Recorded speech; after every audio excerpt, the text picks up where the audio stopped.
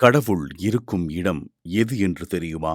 அதைப் பற்றி தெரிந்து கொள்ளும் ஆன்மீக கதை இது. பூமியில் சில காலம் தங்கியிருந்தார் கடவுள். அவர் பூமியில் தங்கியிருக்கும் பொழுது அவரிடம் எனக்கு பணம் வேண்டும், பொருள் வேண்டும், செல்வம் வேண்டும், அது வேண்டும், இது வேண்டும் என்று எதையாவது கேட்டுக்கொண்டே இருந்தனர் மக்கள். சலித்துப் போன கடவுள் எத்தனையோ இடம் மாறினார்.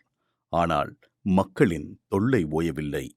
கடவுள் எங்கே இருந்தாலும் அவரை நாடி பக்த கோடிகள் மக்கள் வந்து கொண்டே இருந்தனர். கடைசியாக ஒரு முடிவு செய்தார் கடவுள். மனிதர்கள் கண்டுபிடிக்க முடியாத இடத்திற்கு செல்ல வேண்டும் என்பதே அது. தேவர்களிடம் இது பற்றி கருத்து கேட்டார். தேவர்கள் ஒவ்வொருவரும் ஒவ்வொரு இடத்தை கடவுளுக்கு சொன்னார்கள். இமயமலைக்கு சென்று விடுங்கள் என்றனர் சிலர். அங்கு மனிதர்கள் எளிதாக வந்து விடுவார்களே என்று கடவுள் கூறினார். மாறாக தேவர்கள் நிலாவுக்கு செல்லுங்கள் என்றனர். அங்கேயும் மனிதர்கள் எப்படியும் வந்து விடுவார்கள், ஒரு நிரந்தர தீர்வு வேண்டும் என்றார் கடவுள். அவர்களின் ஆலோசனை எதுவும் கடவுளுக்கு திருப்தி அளிக்கவே இல்லையாம்.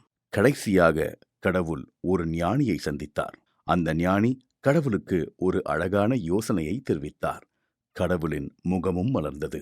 யாரும் கண்டுபிடிக்க முடியாத ஒரே இடம் மனிதனின் மனம் மட்டுமே. அதற்குள் தங்கிக் கொண்டால் யாராலும் உங்களுக்கு தொல்லை இருக்காது என்று ஞானி சொல்ல, கடவுள் அதை ஏற்று மக்களின் மனதில் புகுந்தார்.